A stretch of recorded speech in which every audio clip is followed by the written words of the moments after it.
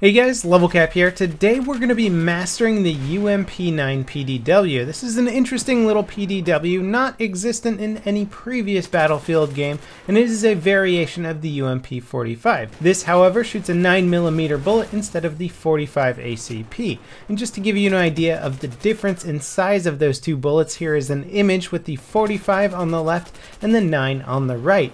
Considerably a smaller round than the 45, however, the magazine does hold 30 rounds instead of the 45's 25 rounds. Now, at one point in time, the Ump-9 was a very good PDW in Battlefield 4. It did a good, solid 25 damage maximum, had extremely low recoil, making it very easy to get consistent headshots, but since that last patch, we have seen the standard damage nerf applied to this weapon, so instead of doing the 25 maximum, it now does 24 maximum, meaning you're going to need a 5-shot kill minimum to drop somebody in CQB. And considering that this weapon only has a 700 round per minute rate of fire, it does make it a bit tricky to use. Personally, I think the damage nerf might have affected some guns that it really shouldn't have. In fact, I think most PDWs didn't really need much of a damage nerf in general, considering they weren't that effective of weapons to begin with. So the Ump-9 went from a pretty fun to use weapon in close quarters, not overpowered, to a pretty underpowered weapon that's going to take you a lot of sneaky gameplay just to get your kills. And as you'll see here,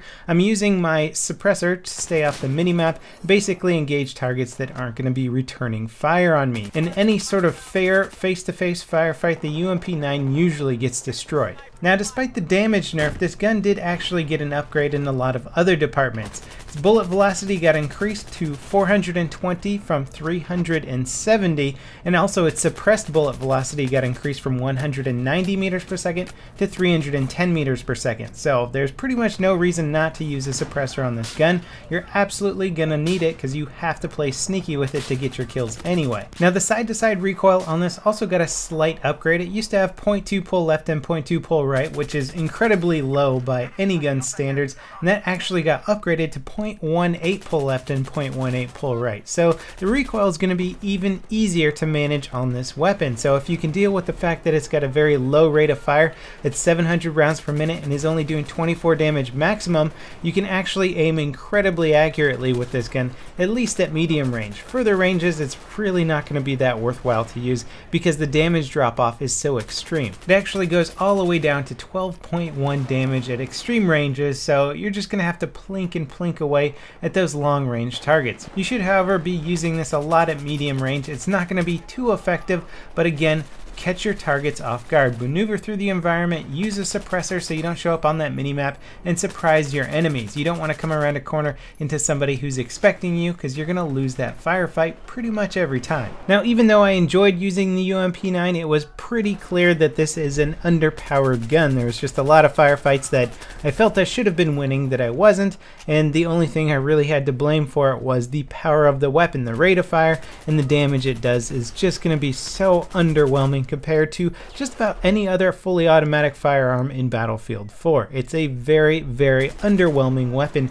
in that department, and it got me thinking a little bit about what you can do to try and balance out some of the PDWs in BF4, because a lot of other games involve several different stat modifiers to try and customize weapons. One of those is aiming down sight time being specific to the weapon that you're handling. Now, if you think about it in real life, the weight of a weapon is going to determine how quickly you can move it around, how agile you are with that gun. Obviously, within a certain weight range, it's not going to make too big of a difference, but the difference between a Ump-9 and, say, a fully loaded M240 Bravo is going to be very, very significant in real life, and basically you're going to be very sluggish with the 240 Bravo, and you're going to be very fast with the Ump-9.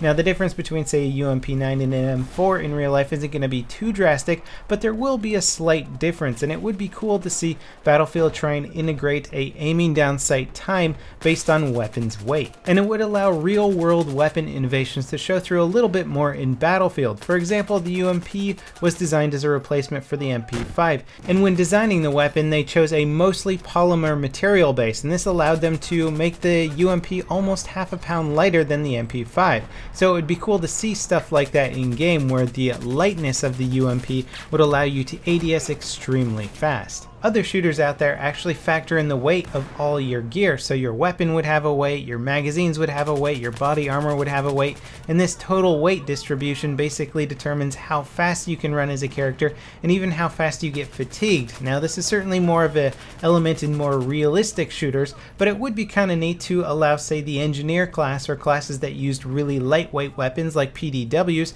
to run a bit faster. Or when they switched up to Carbines, make them run a tiny bit slower than they would with PDWs. I'm not talking about anything significant here, but maybe like 5% faster, 10% faster. I don't think would make a huge difference overall in terms of game balance, but it would allow a nice little benefit for some of the classes out there for choosing lighter weight weapons. And as always, I'm just spitballing ideas here. I'm sure many of you might disagree with my ideas, but it is kind of difficult to try and balance out a gun that, say, shoots 5.56 rounds versus something that's shooting a 9mm round. The 5.56 is going to massively outdamage that 9mm round any day of the week, so in a wartime situation or trying to balance it out logically within a game, it doesn't make a whole lot of sense. So you're pretty much just going to have to give weapons and bullets a pretty much unrealistic damage quantity versus each other to try and balance out the game. And I thought it would be cool to balance things out based on other factors like ADS time or run speed. Now if you really want to try out the UMP-9 and try and make it work for you, the low recoil can be an attractive factor here.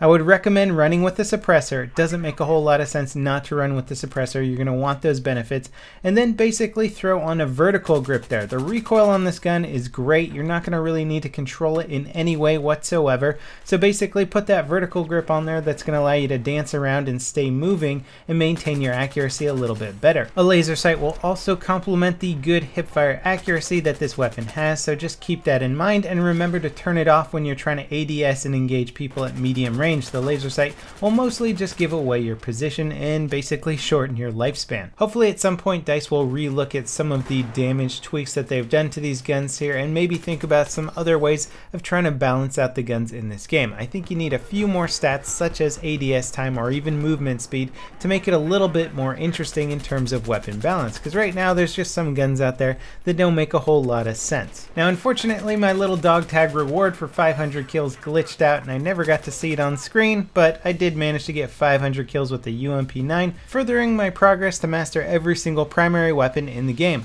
Let me know in the comments which gun you'd like me to master next. There's a list in the video description, and I'll see you guys next time. This is LevelCap, signing off.